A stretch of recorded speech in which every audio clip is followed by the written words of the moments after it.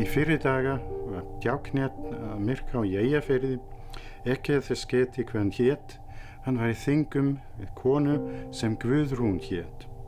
Hún átti að sumra sögn heima á Bægisá, hinum megin Hörgár, og hún var þjónustustúlku prestsins þar.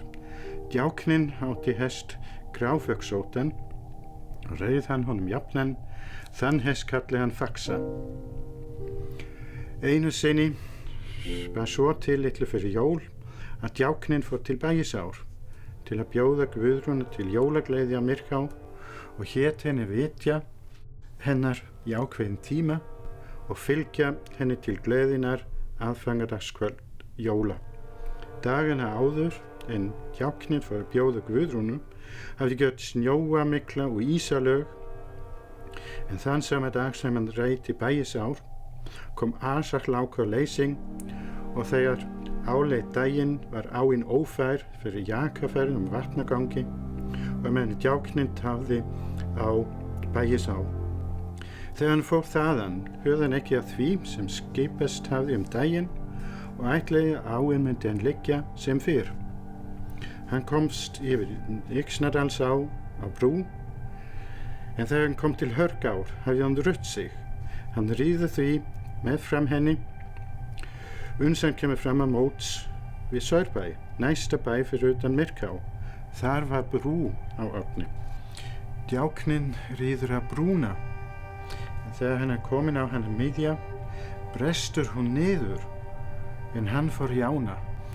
Morguninn eftir, þegar bóndinn á Þúfnavöllum reis úr rekkju, sér hann hest með reiðtugum fyrir neðan túnið og þykist þekkja það Faxa, djáknans á Myrká.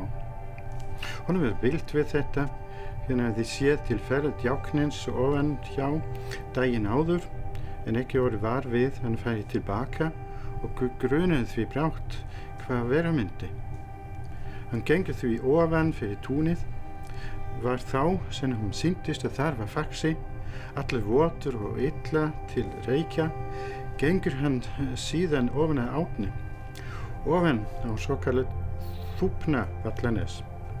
Þar finnur hann djákninn, rekinn endan á nesinu framanverðu, fer bóndi þegar til Myrkár og segir tíðindin. Djákninn var mjög skattaður á höfðinu aftanverðu af ísjaka hann fannst. Hann var svo fluttur heim til Myrkár og grafinn í vikunni fyrir jólin. Frá því djákninn fór frá Bægisá til þessa aðfangadaginn hafði engin frétt farið milli Myrkár og Bægisár þessa atburðina eina, sökum leysinga og vatnagangs. Aðfangadaginn var veður stiltara og hafði runnið úr átni nóttina svo að Guðrún hafði gott til jólagleðinnar á Myrká. Þegar leið daginn fór hún búa sig og þegar hún var vel að veg komið með það, heyrði hún að það var barið. Fór það konu til dyra sem hjá henni var, en sá engan úti.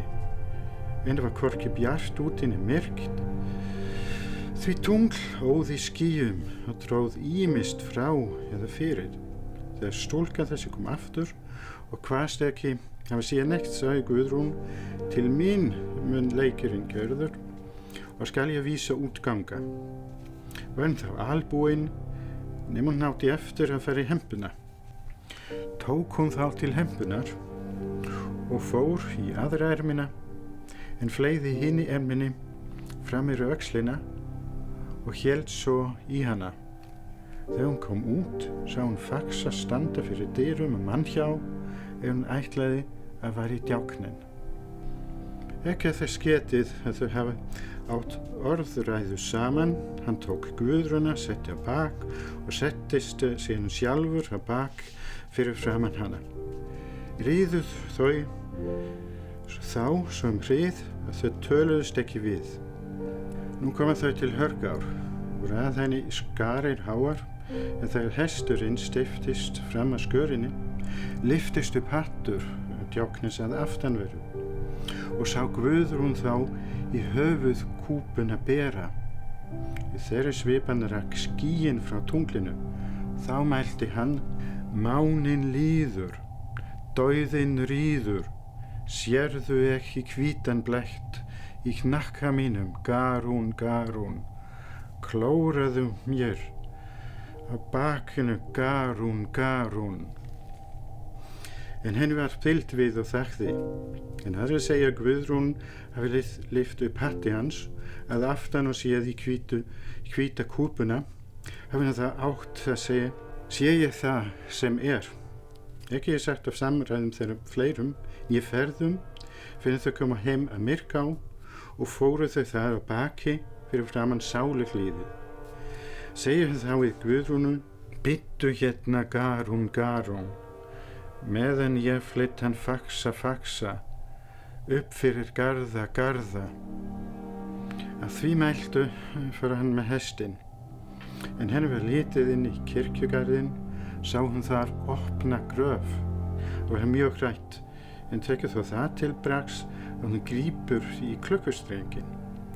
Í því að gripið aftan í hana og var henni þá það að happi að hann hafði ekki fengið tíma til að fara nema í aðra hempermina.